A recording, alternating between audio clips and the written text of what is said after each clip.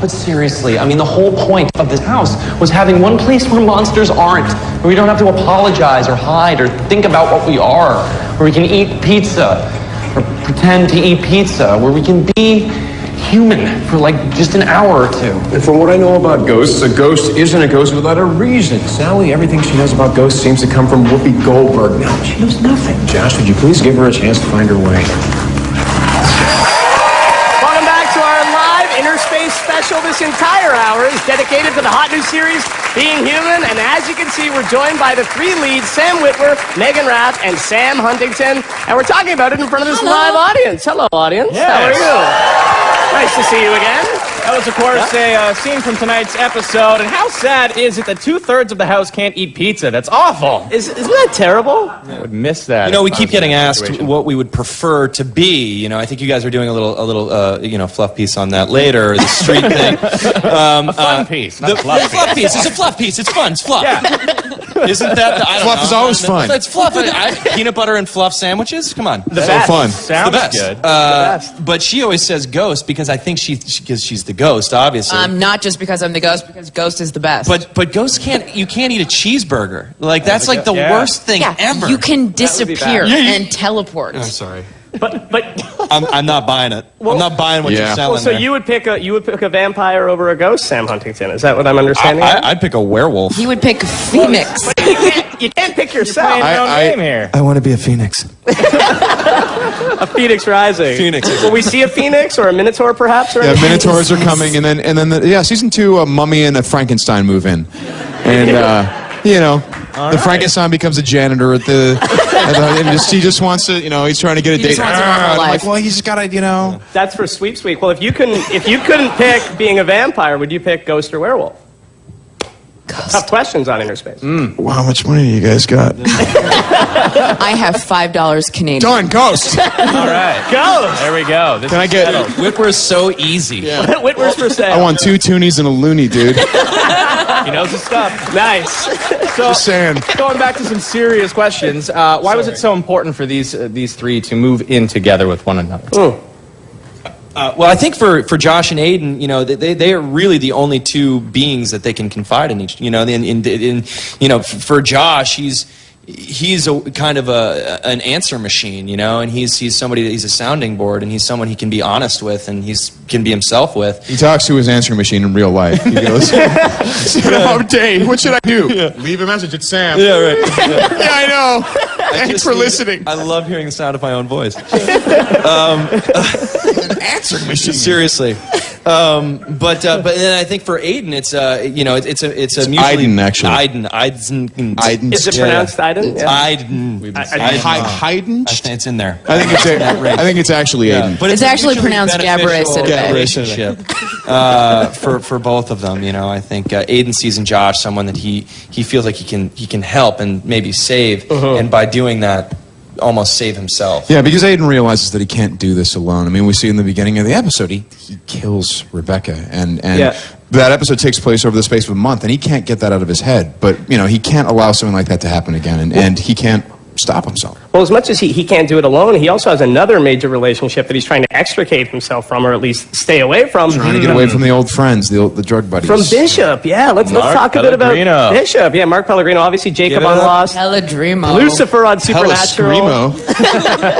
Pellegrino. Is that what you call him on set? We have so many. It depends. There's You know, so It many. depends in what this, kind of mood. right? If you see a shot of Mark Pellegrino going like this, Yeah. it's Pelleschemo. 'Cause he's- If he's gardening, it's Pellegrino thumb. Yeah. If he's being just really just handsome, it's Pelledrimo. Yeah. If he's having a soda, would it be Mark Pellegrino? Oh, no, No, if he's drinking like water, Rio. it's actually Mark Mark Pellegrino. Pellegrino. Yeah. Water. It's Pellegrino.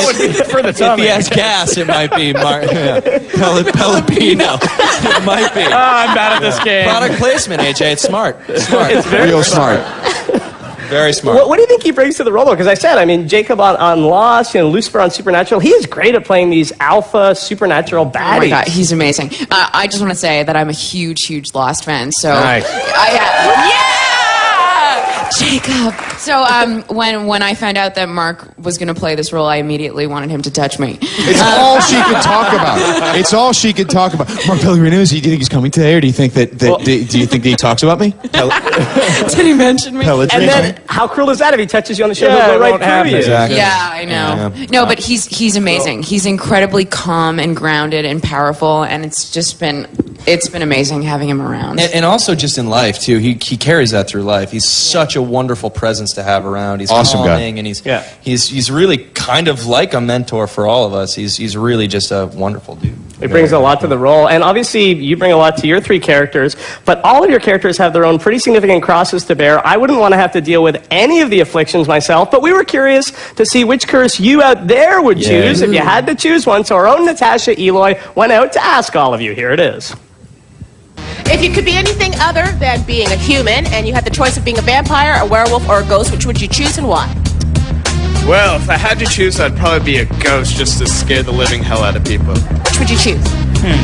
What type of vampire? I don't want to be a ghost of a vampire, whatever you said.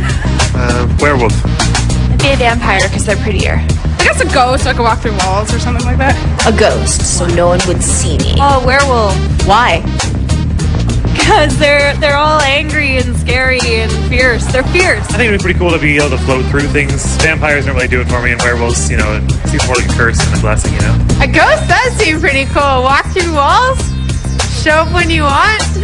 And that way you two could still be together. Perfect. Ghost. Why? More of a pure form. A vampire. Why? For the ladies. For the girls. Vampire. Why? Nocturnal, live longer, don't age. That's a good thing. It's maybe creepy, but I'd probably be a ghost, just because I can go anywhere and do anything I want, really. I have to go with the vampire. Why? It's the ladies' thing, isn't it? Kind of is. Yeah, the ladies ladies love the vampires. That and things are way more exciting at nighttime than they are during the day. Indeed. I think that guy loves Natasha. Well, He's getting very close. Going it up. well, boys. Wow, look what happened there. Well, look at that. Look at Overwhelmingly ghost. You can. That's fine. These are my people. I guess so. We already chatted a little bit about what affliction you would choose if you couldn't choose your own. So I want to ask you, in terms of the actual transformation as actors on the show, obviously, Sam, I mean, you go through hell every episode, like turning into a werewolf. What's the process like? Technically speaking, Yeah. it's wild. It's you go in oftentimes very, very early in the morning, and you have to stand up while they apply this crazy prosthetic makeup to your chest and your back, and then subsequently your face and your hands, and it's a very, very long, very exhausting process, and then once you're in it, you have to act like you're turning into a werewolf, which is bizarre. So yeah, it's crazy, and it makes for very long days and very sleepless nights. You guys get off easy comparatively, right? Oh, totally. You have to do the contacts. So is it true that you had never worn contacts and you have to wear these huge black ones? What was that like? I'd actually worn contacts a lot on Smallville. Actually. Oh, okay, it was right, part of the yeah. transformation process for Davis. So no big deal. No big deal. No, I scoff at you, sir. This guy doesn't even need makeup. And Megan, you've got a bit of green screen and then you're good. Yeah, I have quite a bit of green screen, especially as the season progresses. One wardrobe. I have one wardrobe, which is nice, actually. I don't mind that at all. Yeah. It's really comfortable. And it makes sense because Sally's reality is that she's stuck in time, so it's pretty appropriate, I think. Cool. All right, now we're going to do something that we do on our show every week. We open our internet mailbag to hear comments and some theories as well from our viewers. And we have a question from them right now. This one is for Sam Huntington, and it was posted on Facebook by our friend Sunny from Toronto. She's actually here in the crowd Sunny's somewhere. here in the There's crowd. Sunny. Hi, Sunny. Sunny. And Sunny asks, what werewolf films influence your characterization of the transformation, if any? Good question. There's the question. Yeah, there it on the is. Look at screen that. right there. Yeah. There it is. It's a neat little graphic, you guys. Crazy, eh? Teen Wolf, dude. Teen Wolf. Teen Wolf. I would say American Werewolf in London. I think that the makeup guys drew a lot from that film with the effects makeup. So that definitely played into it. Although we actually strangely really broke down the science of how it would actually happen. You know, the stomach acid increasing, which, you know, so it kind of starts in your intestines in your stomach and kind of builds up, and then your bones start to change. So actually, you know what, it's gross.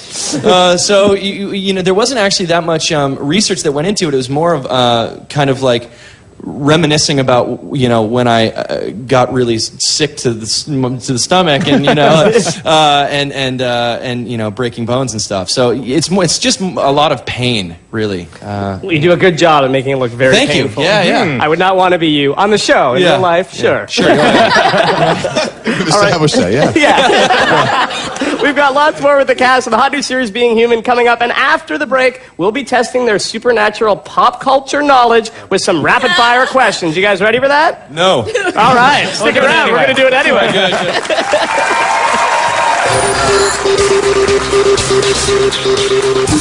Good.